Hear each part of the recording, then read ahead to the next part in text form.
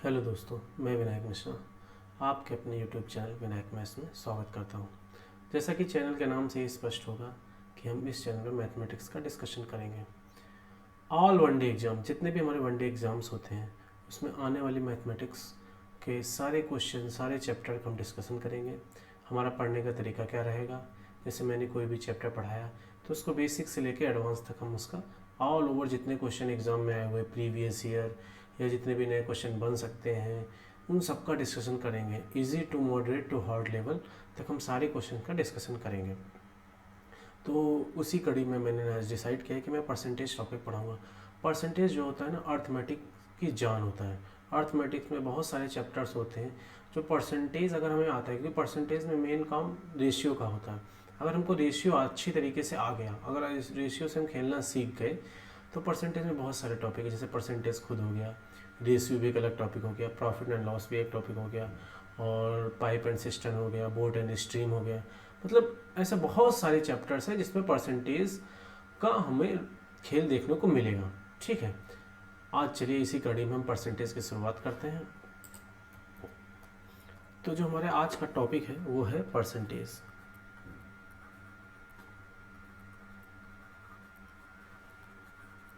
जिसे हम प्रतिशत बोलते हैं। जैसा कि आपको इसके नाम से ही स्पष्ट होगा, प्रतिशत मतलब 100 में किसी चीज़ की हम बात कर रहे हैं। सत मीन्स 100, तो 100 में हम किसी चीज़ की बात करते हैं तो परसेंटेज हम हमेशा 100 पर कैलकुलेट करते हैं। एक छोटी सी बात बता दूं, जैसे सबको पता होगा परसेंटेज का सिंबल ये होता है, इसका मतलब होता है 1/100। ठीक है, तो ब्रह्मांड में हर एक चीज़ स्वयं में 100% है। उसी का कुछ पार्ट हम निकालने की कोशिश करते हैं। जैसे मैंने यहाँ पे लिखा 20/100, तो इसका मतलब क्या हो गया, ये 20/100 का कितवा पार्ट है, ये 20% है, 20वां पार्ट है। ठीक है, जैसे हमने लिखा 30/100, तो ये 30% हो गया। ये 30/100 का मतलब क्या हो गया, जो 30 है 100 का 30वां भाग है। जैसे हम सिंपली 40% लिख दिया, तो इस 40% का एक्चुअल में मीनिंग क्या है कि 40% है क्या, 40% और कुछ नहीं, 100 का 40वां भाग है। ठीक है, 40% कुछ भी नहीं, 100 का 40वां भाग है। जैसे हम यहाँ पे 25% लिख देते हैं। कोई पूछे ये 25% क्या है, 25% कुछ नहीं, 100 का 25वां भाग है। ठीक है, 100 को अगर डिवाइड करें भागों में तो 25वां भाग ये हमारा 25% हो जाएगा। तो हम हमेशा परसेंटेज को 100 में कैलकुलेट करते हैं। जैसे हम आगे बढ़ते हैं थोड़ा सा, जैसे हमने यहाँ पे लिखा 20/100, तो हम सब लोग बता देंगे ये क्या होता है, 20% होता है। ठीक है, अगर हम थोड़ा सा आगे बढ़े, हमने लिखा 30/100, तो सब लोग बता देंगे ये 30% होता है। अगर हमने लिख दिया 40/200, तो क्या ये 40% होगा? नहीं, क्योंकि हमें पता है कि परसेंटेज हम हमेशा 100 में कैलकुलेट करते हैं। तो ये 40 जो है ना, इसको आधा करना पड़ेगा। क्यों आधा करना पड़ेगा? क्योंकि 200 को भी हमें 100 बनाना है, तो नीचे हमको 200 को 100 बनाने के लिए आधा करना पड़ेगा, इसलिए 40 को भी आधा करना पड़ेगा। तो ये कितना है, 20% है। ठीक है, जैसे अगर मैंने लिख दिया 25/50, तो क्या ये 25% नहीं, 50 को 100 बनाओ, 50 को 100 बनाओ, 25 को 50 कर दो, अब ये निकल के आया 50%। तो हमेशा हम अगर परसेंटेज को कैलकुलेट करेंगे, अगर परसेंटेज की बात करें तो हमको ये बात हमेशा याद रखनी चाहिए कि हमेशा 100 में कैलकुलेट करते हैं। परसेंट का ही मतलब होता है परसेंटम या प्रतिशत, पर 100 की बात कर रहे हैं। 100 का कितना पार्ट है, हमें परसेंटेज निकालना है तो हमारा लाख कोशिश रहेगी कि हमें उसे नीचे 100 बनाना पड़ेगा। और परसेंटेज का जो मेन खेल होता है वो रेशियो से चलता है, फ्रैक्शन से चलता है, कि हम कितनी अच्छी तरीके से उसको फ्रैक्शन में तोड़ सकते हैं, और फ्रैक्शन का ही सारा हमारा खेल है। चलिए आगे बढ़ते हैं। तो कुछ इंपॉर्टेंट फ्रैक्शन हैं जो मैं यहाँ पे भी लिखूंगा, तो आपको वो आनी ही चाहिए। मैं कहूँगा रटना नहीं है, आप जितना ज़्यादा क्वेश्चंस की प्रैक्टिस करेंगे उतनी ही अच्छी तरीके से वो आपको अभ्यस्त हो जाएंगे। क्योंकि मैथमेटिक्स में रटना तो कुछ ही फार्मूले होते हैं, बाकी कुछ रटना नहीं होता। जितना ज़्यादा प्रैक्टिस करेंगे उतनी ज़्यादा आसानी से आपको वो फ्रैक्शंस याद हो जाएंगे। चलिए आगे बढ़ते हैं। सिंपल से स्टार्ट करता हूँ। जैसे क्या होता है, 1/2 क्या होता है, 50%। सबको पता है, जैसे मैं फिर से बता दूं, 1/2 फ्रैक्शन है, किसी को भी परसेंटेज में चेंज करने के लिए उसको 100 से मल्टीप्लाई करते हैं, साथ में परसेंटेज का सिंबल आ जाता है, तो ये कट गया, तो कितना आ गया 50%। अच्छा, मैथ में कुछ भी करो तो स्टेप बैक होना चाहिए। मैं आपको एक बात समझाता हूँ, जैसे 1/2 लिखा है, इसके साथ गुणे में 1 तो हमेशा होता ही है, सबको पता है गुणे में 1 हमेशा होता है। अच्छा, अगर गुणे में 1 है तो इसको हम ऐसे भी तो लिख सकते हैं 100 गुणे 1/100, फिर अगर 100 काट देंगे 1 आ जाएगा।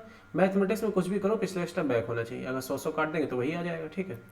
तो 1/100, अभी मैंने बताया था 1/100 क्या होता है, परसेंट होता है, तो उसे काट दो तो हमारा कितना आंसर आ गया, 50% आ गया। सबको बात समझ में आई कैसे ये हम परसेंटेज लाते हैं। अब आगे अब चलते हैं, 1/2, 1/3 कितना होता है, ये 33 सही 1/3% होता है। 1/4 कितना होता है, ये कितना होता है, 25% होता है। 1/5 कितना होता है, ये कितना होता है, 20% होता है। 1/6 कितना होता है, ये कितना होता है, 16 सही 2/3%। 1/7 कितना होता है, ये 14 सही 2/7% होता है। 1/8 कितना होता है, ये होता है 12.5%। ओके, फिर अगर आगे बढ़ते हैं तो 1/9 कितना होता है, ये 11 सही 1/9% होता है। 1/10 कितना होता है, ये 10% होता है। 1/11 कितना होता है, ये 9 सही 1/11% होता है। 1/12 सबको पता है, 1/12 क्या होता है, 8 सही 1/3%। आप क्रॉस वेरीफाई कर सकते हैं, 3 × 24 1 25, 25 चौको 100 करेंगे 4 × 12 आ जाएगा, ठीक है। 1/13 क्या होता है, 7 सही 9/13%। 1/14 बहुत ज़्यादा यूज़ होने वाला, 7 सही 1/7, इसको तो आप रट ही लीजिए। और 1/15 क्या होता है, 6 सही 2/3%, ठीक है। ये मैंने कुछ आपके सामने इंपॉर्टेंट फ्रैक्शन लिख दिए, बहुत सारे होते हैं, मैंने आपके सामने कुछ इंपॉर्टेंट फ्रैक्शन लिखे। ये आपको प्रैक्टिस करते रहेंगे, जितनी ज़्यादा प्रैक्टिस करेंगे उतनी जल्दी आसानी से आपको ये अभ्यस्त हो जाएंगे। इनका फ़ायदा क्या होता है, जैसे हमसे 2/3 किसी ने निकालने को बोला, हमको 2/3 नहीं पता है, लेकिन हमको पता है कि 1/3 क्या होता है। हमको पता है कि 1/3 जो होता है 33 सही 1/3% होता है। इसी का तो 2 गुना करना है, तो 2 गुना कर दो, 66 सही 2/3%। अच्छा, मैंने बोला ना मैं आपको बेसिक से लेके चलूँगा। मैं एक बात और क्लियर करता हूँ, जैसे 33 सही 1/3% लिखा हुआ है, तो आप कुछ बच्चों को मन में होता है, वैसे तो नहीं होगा, फिर भी मैं क्लियर कर देता हूँ कि अगर 2 से मल्टीप्लाई कर दो 66 हो गया, इसको क्यों मल्टीप्लाई कराई। तो मैं आपको इसका एक्चुअल मतलब बताता हूँ। ये क्या होता है, ये 33 + 1/3 होता है। सही क्या होता है, सही और कुछ नहीं, 33 में 1/3 जुड़ रहा होता है, प्लस साइन लगा के उसको हम सही बोलने लगता है, 33 सही 1/3%। अब अगर इसमें हम 2 से मल्टीप्लाई करेंगे बाहर, तो 33 दूना 66 हो जाएगा, ये 2/3 हो जाएगा, फिर प्लस से हटा के सही कर दो, 66 सही 2/3%। सबको समझ में आ गई। तो इधर भी मल्टीप्लाई कराएंगे, इधर भी मल्टीप्लाई कराएंगे, तो ये जो 33 से 1/3% होता है, इसके बीच में प्लस का साइन होता है। ओके, आगे बढ़ते हैं।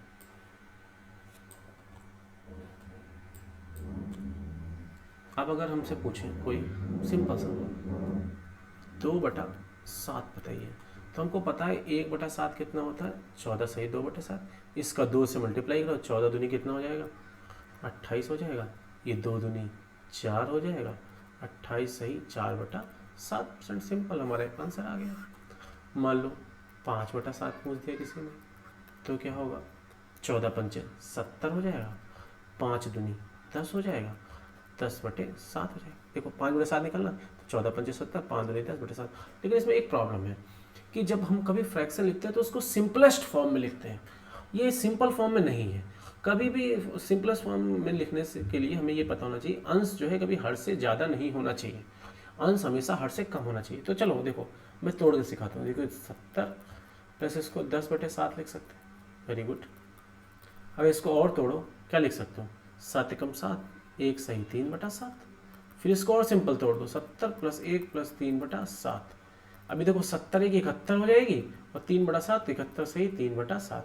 तो एक्चुअल में फ्रैक्शन क्या है, 71 सही 3/7%। हम देखो यहीं से निकाल सकते हैं। हमने 70 सही 10/7 लिखा, हमने देखा है कि अंश में अंश ज़्यादा है, अंश में 7 एक बार और है, तो एक पार्ट और निकाल के 70 को, तो 70 71 हो जाएगा, 10 में से 7 चला गया, 3 बचा, तो 71 सही 3/7% हमारा इसका आंसर आ गया। Got it. अब हम आगे की ओर बढ़ते हैं, कुछ और एग्जाम्पल लेते हैं। जैसे हमसे पूछ लिया गया 4/9, तो हमको पता है कि 1/9 क्या होता है, 11 से 1/9, 4 से मल्टीप्लाई करेंगे तो 4, 44 सही 4/9 परसेंटेज हो जाएगा। ठीक है, बात समझ गए मेरी। अब देखो, हमें पता है कि जो एक यूनिट होता है वो हमेशा 100% के बराबर होता है। एक यूनिट इसके बराबर होता है, 100% के बराबर होता है। जैसे अब हम देखो, अगर आपसे निकालने को बोले कि आप 12/11 की वैल्यू पता लगाइए, ठीक है, 12/11 की वैल्यू हमको पता लगानी है। अब आप देखोगे कि 1/11 9 सही 1/11 होता है, लेकिन इसको 12 से मल्टीप्लाई कराने में थोड़ा दिक्कत हो सकती है। तो क्यों ना इसको हम एक फॉर्म में तोड़ लें। इसको ऐसे लिख सकते हैं, 1 + 1/11 लिख सकते हैं कि नहीं। तो एक यूनिट किसके बराबर होता है, 100% के, इसलिए मैंने अभी ऊपर बताया। और 1/11 क्या होता है, 9 सही 1/11%। इनको जोड़ देंगे तो क्या आ जाएगा, 109 सही 1/11%। सबको बात क्लियर आ गई। तो इस तरीके से भी हम इस टाइप के क्वेश्चंस को सॉल्व कर सकते हैं। ठीक है, जैसे देखो, अगर हमको ये तो हमने फ्रैक्शन से परसेंटेज में आना सीख लिया। अब एक दो एग्जांपल मैंने आपको और समझा देता हूँ। जैसे कहीं पे लिखा है 116 सही 2/3%, इसकी फ्रैक्शन निकालनी है। इसकी फ्रैक्शन निकालने के आप क्या करोगे, कैसे निकालोगे, तो देखो थोड़ा अगर वैसे निकालोगे, इधर मल्टीप्लाई करा के जोड़ दोगे, बचपन वाला वो नहीं करेंगे, इसको तो ऐसे जोड़ सकते हैं, 100% + 16 सही 2/3%। ठीक है, मैंने अभी आपको बताया 100% की वैल्यू 1 होती है, और 16 सही 2/3% की वैल्यू ये देखो लिखी 1/6 होती है। तो क्या हो जाएगा, 6 × 6 7/6। तो परसेंटेज टू फ्रैक्शन में भी हम आ गए। तो इस तरीके से हम सीख सकते हैं। जैसे मैं एक और एग्जांपल ले लेता हूँ आपके लिए।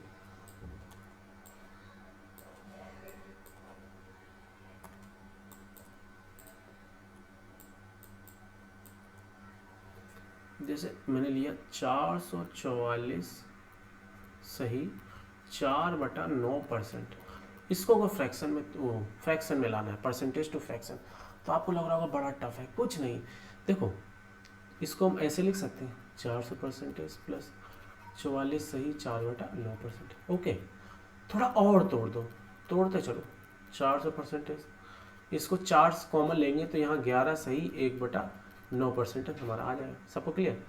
ठीक है, ये 400, देखो हमने अभी ये बताया था कि एक यूनिट बराबर 100% होता है। 100% बराबर अगर एक यूनिट है तो 400% बराबर 4 यूनिट हो जाएगा। तो ये 4 है, और 11 सही 1/9% क्या आ गया, ये है। ये क्या होता है, 1/9 होता है। ठीक है, तो 4 + 4/9, 9 चौक 36 + 4 40/9, ये हमारा क्या आ गया, इसका फ्रैक्शन आ गया। तो परसेंटेज टू फ्रैक्शन में भी हम आसानी से जा सकते हैं, उसमें कोई हमारी प्रॉब्लम नहीं है। मैंने आपको मतलब कितने अच्छे अच्छे एग्जाम्पल समझा दिए। अगर एक दो एग्जाम्पल आप देखना चाहो तो सिंपल एग्जाम्पल से मैं आपको बता देता हूँ। जैसे मान लो आगे 108 सही 1/3%। ये आते हैं, ये क्वेश्चन आते हैं। इसको 100% + 8 सही 1/3% लिख सकते हैं। ठीक है, 100% की यूनिट 1 होती है, 8 से 1/3 की 1/12 होती है, 12 × 12 + 1 13/12 हमारा क्या आ जाएगा, आंसर आ जाएगा। सबको बात हमारी क्लियर होगी कि कैसे हम फ्रैक्शन टू परसेंटेज में जाएंगे, परसेंटेज टू फ्रैक्शन में जाएंगे, हर तरीके से हम इसको सॉल्व कर सकते हैं। ठीक है, इसके अलावा मैं आपको एक चीज़ और बड़ा बता देता हूँ। जैसे मेरा ज़िंदगी का बहुत अच्छा पहाड़ा 12.5 का पहाड़ा, 12.5% बराबर क्या होता है, 1/8। ये पहाड़ा आप लोग भी याद कर लेना। 12.5% एक कम 12.5% का क्या होता है, 1/8। दूनी क्या हो जाएगा, 25%। इधर 2 गुना किया है तो इधर भी 2 गुना करो, 2/8 मतलब 1/4 हो जाएगा। 12.5 तिया क्या हो जाएगा, 37.5% हो जाएगा। तो इसका 1/8 का 3/8 हो जाएगा। इसका 4 गुना करेंगे तो ये 50% हो जाएगा। 12.5% का पहाड़ा पड़ रहा है, 12.5 कम 12.5, 12.5 दूनी 25, 12.5 तिया 37, 12.5 चक्कू 50%। तो इसके भी चक्कू करेंगे तो मतलब 4/8 आ जाएगा, मतलब 1/2। ठीक है, 12.5 पंचे 62.5%। तो 1/8 का भी हम 5 गुना करेंगे, 5/8। छंगा क्या हो जाएगा, 75%, उसका भी 6 गुना करेंगे, 6/8 मतलब 3/4। ठीक है, सत्ते क्या होता है, 87.5%, तो 87.5% मतलब 7/8। और अट्ठे क्या होता है, 100%, 100% मतलब 8/8 मीन्स 1। तो ये जो काम में आने वाले हैं, जैसे 12.5 बहुत यूज होता है 1/8, 37.5 बहुत यूज होता है 3/8, 62.5 बहुत ही ज़्यादा यूज होता है 5/8, और 87.5 बहुत ज़्यादा यूज होता है 7/8। ये आपको याद होना चाहिए। 12.5% 1/8, 37.5% 3/8, 62.5 5/8, 87.5 7/8। और ये तो आपको सब पहले बता दिया मैंने, 25 50 75 100, ठीक है, ये सबको आपको पता ही चल गया होगा। तो ये जो मैंने आपके सामने फ्रैक्शंस लिखी हैं, ये फ्रैक्शंस आपको अभ्यस्त होनी चाहिए परसेंटेज टॉपिक पढ़ने के लिए, ठीक है। अगर आपको ये फ्रैक्शंस आती हैं तो आप क्वेश्चन को बहुत आसानी से लगा सकते हैं। नहीं तो वही पुराना वाला तरीका, 25% निकालना है, परसेंट हटाओ, नीचे 100 बढ़ाओ, 25 चक्कू 100 करो, तब कहीं 1/4 आएगा। डायरेक्ट आपको पता है 25% बढ़ाओ 1/4 होता है, तो आप डायरेक्ट सवाल इसको लगा सकते हैं, ठीक है। चलिए मैं आगे बढ़ता हूँ थोड़ा। एक चीज़ आपको और बताता हूँ, जैसे मैंने लिखा है 16 सही 2/3%, ये आपको पता है क्या होता है, 1/6 होता है। अब समझो ये इसका मतलब क्या है। ये जो 6 होता है ना, इसको हम बोलते हैं रियल वैल्यू या एक्चुअल वैल्यू, जिसे बोलते हैं वास्तविक मान। ये उसका रिजल्ट होता है, जिसे बोलते हैं परिणाम, ठीक है। तो इसका मतलब क्या हुआ, ये जो 6 है ना, ये रियल वैल्यू मतलब वास्तव में 6 का 16 सही 2/3% 1 है। मतलब 6 का अगर 16 सही 2/3% निकालेंगे तो रिजल्ट कितना आएगा, 1 आएगा। आगे बढ़ो, जैसे मैंने 25% लिख दिया, ये क्या होता है 1/4।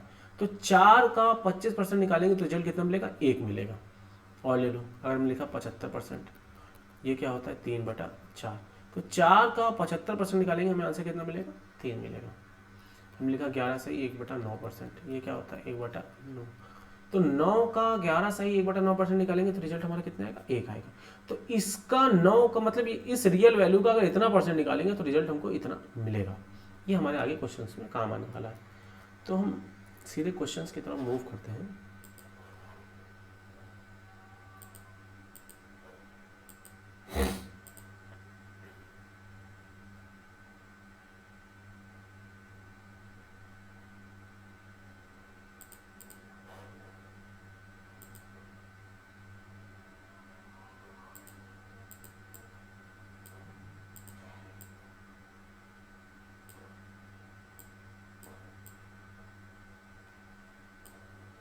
ठीक है, ये क्वेश्चन क्या कह रहा है, किसी संख्या में उसको 16 सही 2/3% जोड़ने पर प्राप्त संख्या 4956 हो जाएगी, ठीक है।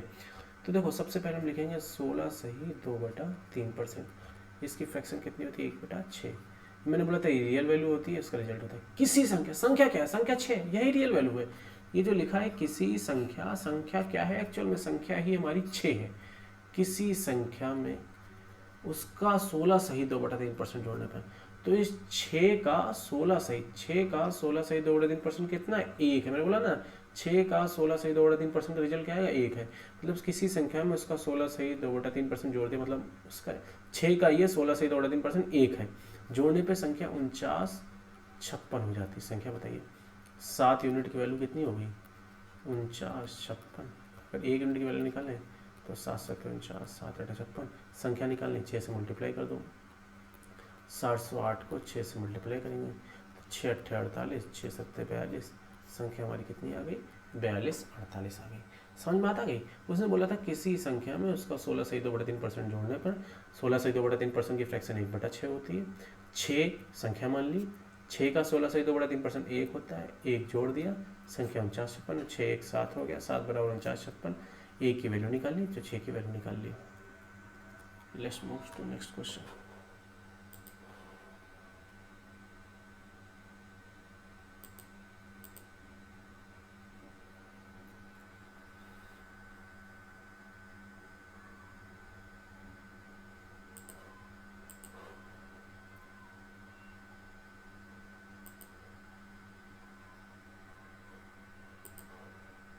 अब इस सवाल में क्या करें, किसी संख्या को उसके 11 से 1/9% में जोड़ना पड़ता है। देखो कुछ नहीं करना, जो लिखा है ना उसकी फ्रैक्शन लिखो। 11 सही 1/9% बराबर क्या होता है, 1/9। किसी संख्या में, संख्या क्या है, किसी संख्या मतलब 9 संख्या, संख्या 9, किसी संख्या में 11 से 1/9% जोड़ने पर किसी संख्या का 9 का 11 से 1/9% कितना 1 है, जोड़ने पर 900 प्राप्त होती है। तो 10 यूनिट की वैल्यू 900 आ जाएगी, 1 यूनिट की वैल्यू निकालेंगे तो 90 आ जाएगी। संख्या कुछ संख्या हमारी 9 है, 90 को 9 से मल्टीप्लाई करेंगे तो 810 हमारा क्या आ जाएगा, आंसर आ जाएगा। कितना सिंपल क्वेश्चन, आप इसको मन में लगा सकते हो। उसने बोला किसी संख्या में उसका 11 से 1/9% जोड़ने पर 900 आता है, तो आपको पता है 11 सही 1/9% कितना होता है, 1/9 होता है। संख्या हमारी 9 हो गई, उस ऊपर उसका रिजल्ट 1 हमको पता ही है, तो 9 1 10 बराबर 900, 1 बराबर 90, 9 बराबर 810। कितना सिंपल क्वेश्चन हो गया। आगे की ओर बढ़ते हैं।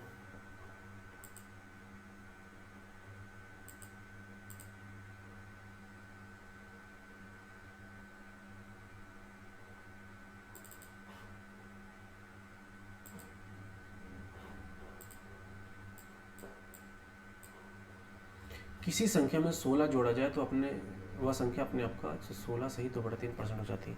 देखो ये तो मैंने आपको शायद एग्जाम्पल से भी समझाया था। 116 सही 2/3% की फ्रैक्शन क्या नहीं पता ना, थोड़ा तोड़ लो। 100% प्लस 16 सही 2/3% लिख लो। 100% मतलब 1 होता, ये सबको पता है 1/6 होता, मतलब 7/6। तो इसकी फ्रैक्शन हमारी क्या आ गई, ये मन में करना, मैं आपको खाली दिखा रहा हूँ। तो इसकी फ्रैक्शन कितनी आ गई, 7/6। ठीक है। उसने बोला किसी संख्या में 16 जोड़ा जाए, संख्या कितनी 6, 6 में 16 जोड़ दिया जाए।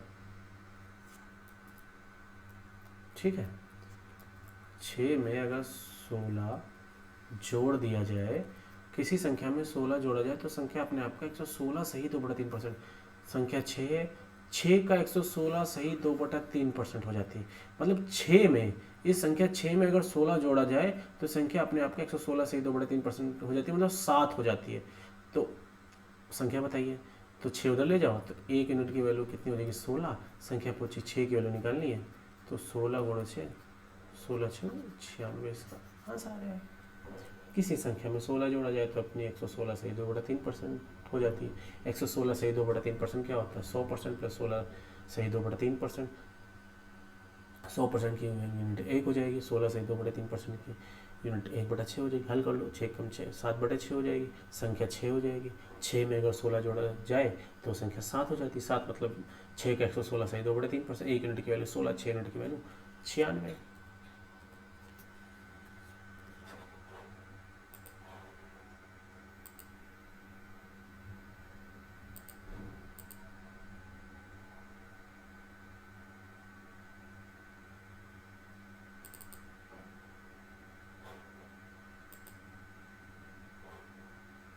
ये क्वेश्चन तो ले चुके हैं हम लोग, चौथा क्वेश्चन लेना है।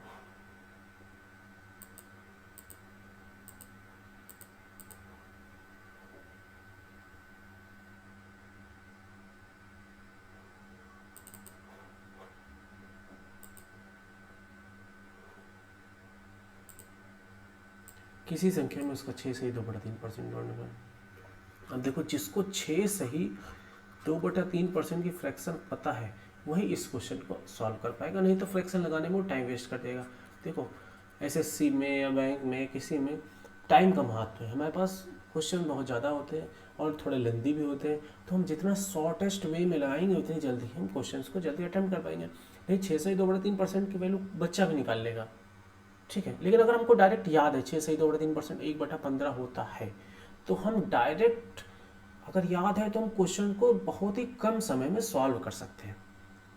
चलिए आगे बढ़ते हैं। किसी संख्या में उसका 16 6 सही 2/3% घटाने पर 56 70 हो जाती है। संख्या कितनी 15, संख्या का 6 सही 2/3% 1 घटाने पर संख्या 56 70 हो गई। तो 14 बराबर 56 70, संख्या बताइए। 14 चक्कू 56, 14 पंचे 70, एक वैल्यू आ गई। संख्या पूछी 15 की वैल्यू पूछी, तो 405 इंटू 15 मल्टीप्लाई करा दो, 15 पचे 75, 15 चक्कू 60, संख्या हमारी कितनी आ जाएगी 60 75 आ जाएगी। कोई कठिन है, इसको मन में लगा सकते हैं। 6 से 2/3% मतलब 1/15, संख्या में 1 घटा दो, 14 बराबर 56 70, 14 चक्कू 56, 14 पंचे 70, 15 की वैल्यू निकाल दो, 15 पचे 75, 15 चक्कू 60। So simple.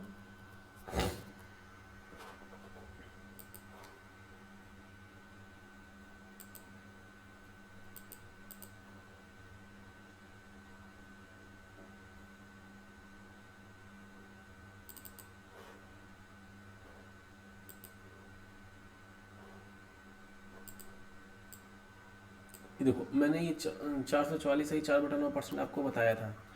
मैं चलो एक बार और एक्सप्लेन कर दे रहा हूँ बहुत स्पीड में। देखो इसको हम 400 लिख सकते हैं, इसको 44 सही 4/9% लिख सकते हैं। ठीक है, ये 400% है, 44 सही 4/9%। तो इसको थोड़ा सा और सिंपल कर लो, इसमें से 4 अगर कॉमन ले लो तो 11 सही 1/9% हो जाएगा।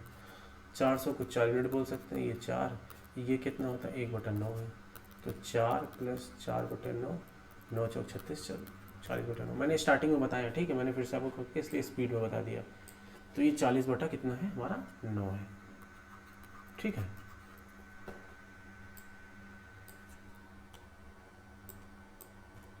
अब आगे बढ़ते हैं। यदि किसी संख्या में 930 जोड़ा जाए तो संख्या अपने आप का 444 सही 4/9% हो जाए। संख्या कितनी, संख्या हमारी यही रियल वैल्यू। किसी संख्या 9 में 930 जोड़ा जाए तो संख्या अपने आप का 409 का 444 सही 4/9% 40 होता है। 9 को उधर ले जाओ, 31 बराबर 930 हो गया। 1 31 थी 93 होता है, 1 बराबर 30 और संख्या 9 की वैल्यू पूछी तो 30 × 9, 9 थी 27, मतलब 270 हमारा इसका क्या आ जाएगा, आंसर आ जाएगा। सबको बात क्लियर हो गई। बस देखो ये जो है ना, ये तो कुछ नहीं है, ये सवाल पूरा डिपेंड कर रहा है इस पे कि वो एग्जामिनर चेक करना चाह रहा है कि बच्चा 444 सही 4/9% की फ्रैक्शन निकालने में सक्षम है कि नहीं है, कि वही वो तरीका अपना रहा है कि 444 की 9 से गुणा करो प्लस 4 जोड़ो परसेंट हटाओ 100 बढ़ाओ, वो तरीका अपना रहा, मतलब कोई काम का नहीं। टाइम टेकिंग प्रोसेस है, टाइम लगा रहे हो, फिर आप तो रेस से ऑलरेडी बाहर। जितना कम समय में आप सवाल लगाओगे तभी रेस में आप आगे बढ़ पाओगे, नहीं तो फिर धीरे धीरे धीरे धीरे पीछे चलते चले जाओगे। सबको क्लियर हो गई?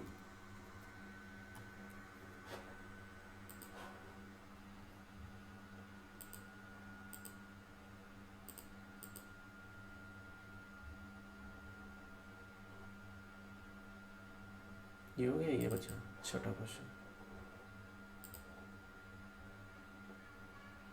किसी वर्ग की बजाय 40% बढ़ाए, कितना सिंपल है। 40% बराबर कितना होता है 2/5।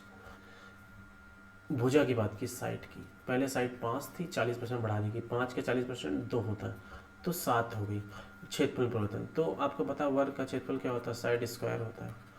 ठीक है, तो एरिया किस पे डिपेंड कर रहा है, साइड के स्क्वायर पे। तो एरिया में परिवर्तन निकालने के लिए हमको साइड का स्क्वायर निकालना पड़ेगा। 5 का स्क्वायर 25, 7 का स्क्वायर 49। ठीक है, ये हमारा क्या हो गया, एरिया हो गया।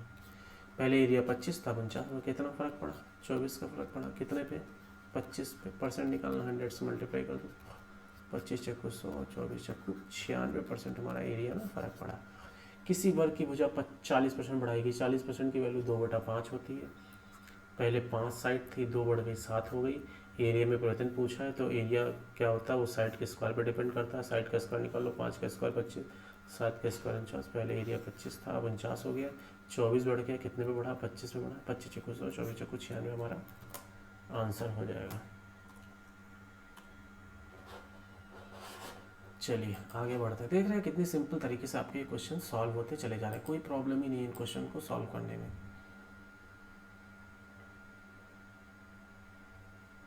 6 नंबर क्वेश्चन था, अब ये 7।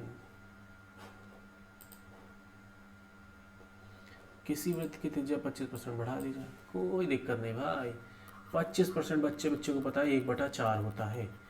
त्रिज्या r पहले 4 थी, 25% बढ़ा दी गई तो 4 का 25% 1 होता है, मतलब 4 में गुणा तो 5 हो गई। क्षेत्रफल, तो सर्किल का क्षेत्रफल आपको पता है πr² होता है। ठीक है, इसमें पाई तो कांस्टेंट होती है, तो ए जो एरिया है वो r² पर डिपेंड करता है। एरिया क्या होता है πr², पाई कांस्टेंट होती है, पाई से कोई मतलब नहीं रहेगा, कुछ भी हो जाए पाई का मान बदल नहीं सकता। आर कितनी भी कम ज़्यादा हो जाए पाई वही रहेगा, इसको छोड़ देते हैं, इग्नोर कर देते हैं। तो एरिया डायरेक्ट डिपेंड करता है r² पे। तो r ये 4 हो, स्क्वायर निकालना है तो 4 का स्क्वायर 16, 5 का स्क्वायर 25, यही एरिया में हमारा परिवर्तन होगा। पहले एरिया 16 था, 25 हो गया, कितना बढ़ गया 9 बढ़ गया, कितने बढ़ गया 16 पे बढ़ गया इंटू 100। काट लो भाई, 4 × 16, ये 25 बार चला जाएगा, 25 × 8 225, नंबर 225/4 हल कर लो तो ये 4 × 5 20 आ जाएगा। फिर 2, 4 × 24 56 से 1/4%। सही क्या मैंने, 4 × 5 20, 4 × 24 56 से 1/4%। सबको बात समझ में आ गई। 25% की वैल्यू 1/4, पहले रेडियस 4 थी, 25% बढ़ गई 5 हो गई। एरिया में परिवर्तन पूछा, एरिया डिपेंड करता है R² पे। 4 का स्क्वायर 16, 5 का स्क्वायर 25, 16 से 25 हो गई, कितनी बढ़ गई 9, कितने में बढ़ी 16 पे, हल कर लिया 56 से 1/4% हमारा आंसर आ गया। अब हम आगे बढ़ते हैं लास्ट क्वेश्चन की ओर अपने।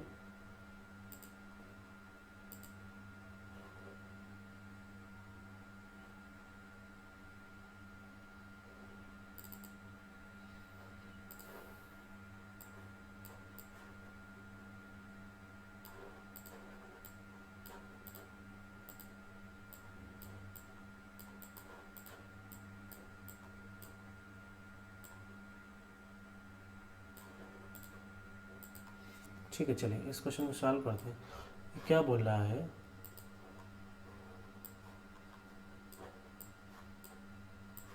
आ जा भाई इधर, क्यों नाटक कर रहा है।